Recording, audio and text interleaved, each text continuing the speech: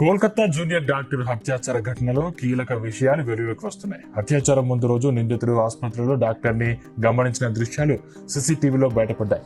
ఈ కేసులో gang rape జరిగిందని ఆరోపణలు వస్తున్న వేళ డిఎన్ఏ రిపోర్టు ఇప్పుడు కీలకంగా మారింది.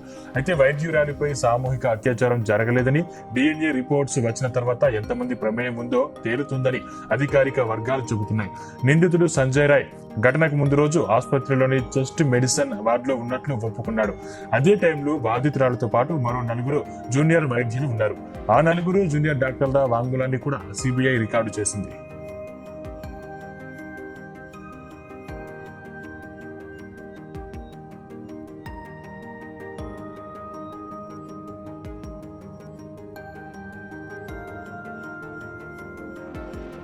మరింత పూర్తి సమాచారం మా క్రైమ్ బ్యూరో చీఫ్ రవితేజ అందిస్తారు. రవితేజ, కోల్కతా జూనియర్ డాక్టర్ అత్యాచార ఘటనకు సంబంధించి విచారణ జరుపుతున్న కొద్దీ కొత్త అంశాలు దీంట్లో వెలుగులోకి వస్తూ ఉన్నాయి. సిబిఐ జరుపుతున్నటువంటి ఇన్వెస్టిగేషన్ లో మొత్తం జరిగినటువంటి ఫ్యాక్ట్స్ ఏంటనే దానిపై కూడా అధికారులు ఈ కేసు దర్యాప్తు చేపడుతున్న కొద్దీ అనేక కొత్త ట్విస్టులు వెలుగులోకి వస్తూ ఉన్నాయి. అత్యాచారానికంటే ముందు రోజు నిందితుడు ఆసుపత్రిలో డాక్టర్ ని గమనించినటువంటి సీసీటీవీ ఫుటేజ్ అని సిబిఐ సేకరించి వాటిని క్షుణ్ణంగా పరిశీలన చేపడతా ఉన్నారు. ఆ అత్యాచారం కంటే ముందుగానే ఒక్కసారి ఈ డాక్టర్ ని చూసి ఈ రకమైన అఘాయిత్యానికి పాల్పడ్డా, గతంలో నుంచి ఈ డాక్టర్ పైన కన్నేసి ఆ డాక్టర్ కోసమే తరచుగా వచ్చేవాడు అనే దానిపై కూడా ఈ సిబిఐ అధికారులు సీసీటీవీ ఫుటేజ్ ఆధారంగా ఈ కేసు దర్యాప్తుని కొనసాగిస్తా ఉన్నారు. బాధితురాల పైన గ్యాంగ్ రేప్ జరిగిందని ఒక ఆరోపణలు వస్తున్నటువంటి వేళ డిఎన్ఏ రిపోర్ట్ ఇప్పుడు కీలకంగా మారింది.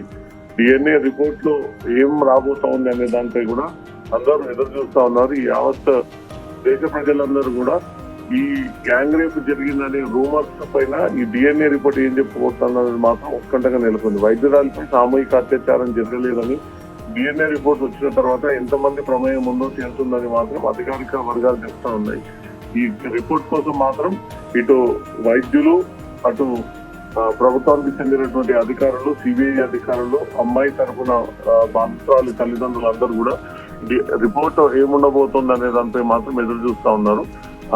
నిందితుడు సంజయ్ రాయ్ ఘటనకు ముందే ఆసుపత్రిలోని చెస్ట్ మెడిసిన్ వార్డులో ఉన్నట్టుగా తనే స్వయంగా సిబిఐ ఇన్వెస్టిగేషన్ లో ఒప్పుకున్నాడు. అదే టైంలో బాధితురాలతో పాటు మరో 4 జూనియర్ డాక్టర్లని అక్కడే చూసి అతను గమనించడము, ఆ 4 జూనియర్ డాక్టర్ల యొక్క వాంగ్మూలం కూడా సిబిఐ సేకరించి 4తో పాటు చనిపోయినటువంటి బాధితురాల్ని కూడా ఈ చెస్ట్ బ్లాక్ లో తను చూసి నెక్స్ట్ డే ఈ రకంగా వచ్చి అత్యాచారానికి పాల్పడ్డాను అనే దానిపై కూడా సిబిఐకి తనే స్వయంగా ఒక స్టేట్మెంట్ కూడా ఇవ్వడం జరిగింది. ఆ స్టేట్మెంట్ ఆధారంగా పోలీసులు సిబిఐ అధికారులు దర్యాప్తు చేపడుతున్నారు. ఆ చెస్ట్ ఆసుపత్రి బ్లాక్ లో ఉన్నటువంటి మిగతా 4 వైద్య డాక్టర్ల, జూనియర్ డాక్టర్ల యొక్క స్టేట్మెంట్స్ ని కూడా సిబిఐ అధికారులు రికార్డ్ చేసుకోవడం జరిగింది. సీసీటీవీ ఫుటేజ్ లో డాక్టర్ల యొక్క స్టేట్మెంట్స్, ప్రత్యక్షంగా ఉన్నటువంటి ప్రత్యక్ష సాక్షులు, ఇంకా ఎవరైనా దీంట్లో ఇన్వాల్వ్ అయి ఉన్నారనే దానిపై కూడా కొన్ని అనుమానాలు వ్యక్తం అవడము, ఆ కాలేజీ ప్రిన్సిపాల్ ని కూడా సిబిఐ ఇప్పటికీ క్వశ్చన్ చేయడము,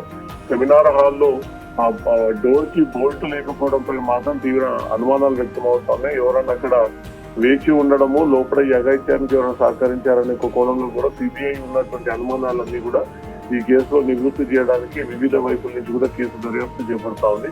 ఇప్పుడు ఈ రిపోర్టు కీలకంగా మారనుంది. ఈ రిపోర్ట్ లో ఏం జరిగింది అనే దానిపై మాత్రం ఒక స్పష్టత వచ్చిన తర్వాత ఇది గ్యాంగ్ రేప్, సామూహిక అత్యాచారం జరిగిందా లేదా సంజయ్ రాయ్ ఒక్కడే ఈ అఘాయిత్యానికి పాల్పడ్డాడనే దానిపై మాత్రం రిపోర్ట్ వచ్చేస్తే ఒక క్లారిటీగా అన్ని అంశాలు బయటకు వచ్చేటువంటి ఛాన్స్ ఉంది.